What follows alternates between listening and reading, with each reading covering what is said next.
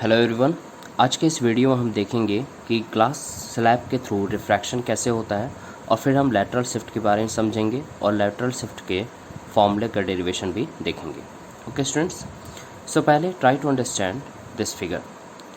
इस फिगर में आप देख सकते हैं कि हमने एक ग्लास स्लैब लिया है PQRS, ठीक है। अब इस ग्लास स्लैब की वजह से क्या हुआ है कि यहाँ पे दो इंटरफेस हैं, एक PQ और दूसरा RS। जो इंटरफेस PQ है वो दो मीडिया को सेपरेट कर रहा है। एक है ऑप्टिकली रेयरर मीडियम एयर और दूसरा optically denser medium glass. Similarly अगर लोअर वाले साइड को हम देखें तो जो RS है ये भी एक ऐसा इंटरफेस है जो दो मीडिया को सेपरेट कर रहा है। एक ग्लास वाला है जिसे हम ऑप्टिकली डेंसर मीडियम कहेंगे, दूसरा है एयर जो ऑप्टिकली रेयरर मीडियम है। अब स्टूडेंट्स, आपको रिफ्रैक्शन के बारे में पता है कि रिफ्रैक्शन में क्या होता है। जब कोई लाइट इंसिडेंट करता है किसी इंटरफेस पे, इंटरफेस मीन्स ऐसा फेस जो दो मीडियम को सेपरेट करे, ठीक है। तो हम यहाँ पे देख रहे हैं दो तरह का रिफ्रैक्शन होगा, एक इस इंटरफेस PQ पे, दूसरा इस इंटरफेस RS पे।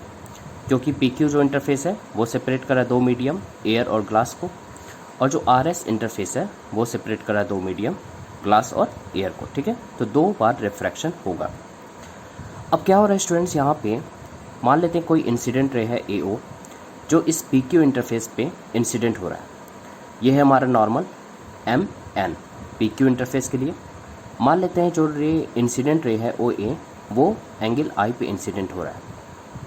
अब होना क्या चाहिए था, जो रे इंसिडेंट है OA उसे जाना चाहिए था कुछ इस पाथ में, लेकिन वो रिफ्रैक्शन के थ्रू क्या हुआ कि वेलोसिटी में चेंज होता है, और उस वेलोसिटी में चेंज होने की वजह से क्या हो गया कि वो इस पाथ में ना जाके, इस डैश्ड वाले पाथ के अलोंग ना जा कर के क्या हो गया, ये इतने एंगल से डेविएट हो गया, ठीक है।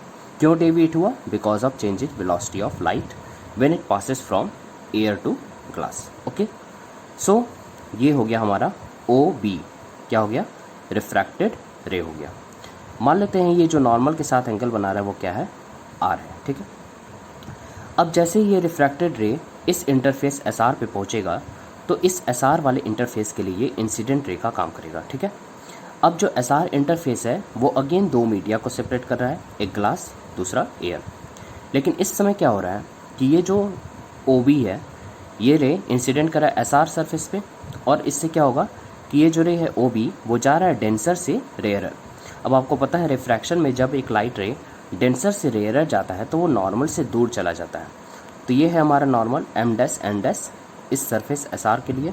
अब क्या होगा, जब OB इंसिडेंट होगा इस सरफेस पे तो ये इस नॉर्मल से दूर चला जाएगा। अब जितना यहाँ पे झुका था ये नॉर्मल की तरफ, उतना ही ये नॉर्मल से दूर हो जाएगा। इसी वजह से क्या होता है कि ये जो रे है BC, जिसे हम इमर्जेंट रे भी कहते हैं, इमर्जेंट रे, ये इमर्जेंट रे इस इंसिडेंट रे के पैरेलल हो जाता है, इस इंसिडेंट रे के एक्चुअल पाथ के पैरेलल हो जाता है। जो इंसिडेंट रे का एक्चुअल पाथ है वो क्या है, AX, ठीक है। क्योंकि जाना चाहिए था AX के अलाउ, लेकिन निकल कैसे रहा है, BC के अलाउ। क्यों निकल रहा है BC के allow? Because of this glass slab. दो जगह पे रिफ्रैक्शन होने की वजह से ये BC के अलाउ निकल रहा है। तो इसे हम बोलते हैं इमर्जेंट रे, जो फाइनली दूसरे सरफेस से निकल रहा है। ओके स्टूडेंट्स, सो यहाँ पे हम क्या देख रहे हैं कि यहाँ पे इस वाले सरफेस पे जितना ये बेंड हुआ है नॉर्मल की तरफ, इस वाले इंटरफेस पे उतना ही ये नॉर्मल से दूर चला गया। मतलब यहाँ पे अगर हम इसको मान ले डेल्टा, कि ये डेल्टा एंगल से यहाँ पे बेंड हुआ, तो यहाँ पे ये डेल्टा एंगल से क्या हो गया है, दूर चला गया है। इस वजह से ये इमर्जेंट रे और ये जो AX है दोनों क्या हो गया, आपस में पैरेलल हो गया, ठीक है। अब अगर ये रे, ये BC यहाँ से ना निकल के कहीं यहाँ से निकलता तो इन दोनों के बीच में सेपरेशन इतना होता, ठीक है। अगर ये BC वाला रे यहाँ से ना निकल के यहाँ से निकलता तो इन दोनों के बीच का सेपरेशन इतना होता, ठीक है। तो इस तरह से हम देख रहे हैं कि इमर्जेंट रे दो जगह पे रिफ्रैक्शन होने की वजह से इमर्जेंट रे जो है वो अपने एक्चुअल पाथ से डिस्प्लेस हो गया, ठीक है। तो कितना डिस्प्लेस हुआ है, हम यहाँ से एक परपेंडिकुलर डिस्टेंस ड्रॉ करेंगे तो ये इतने डिस्टेंस से डिस्प्लेस हो गया, ठीक है। ये जो परपेंडिकुलर डिस्टेंस है यही हमें बताता है लैटरल शिफ्ट। मीन्स जो इमर्जेंट रे है वो अपने एक्चुअल पाथ मीन्स AX के अलोंग जाना चाहिए था, लेकिन ये ए एक्स के अलॉन्ग ना जाके कहाँ गया है, बी सी के अलॉन्ग निकला है, तो कितना शिफ्ट हो गया, ये एक्स डिस्टेंस से लैटरली शिफ्ट हो गया। इसी को हम बोलते हैं lateral displacement, lateral displacement. Okay students, I hope आपको फिगर समझ में आ गया होगा।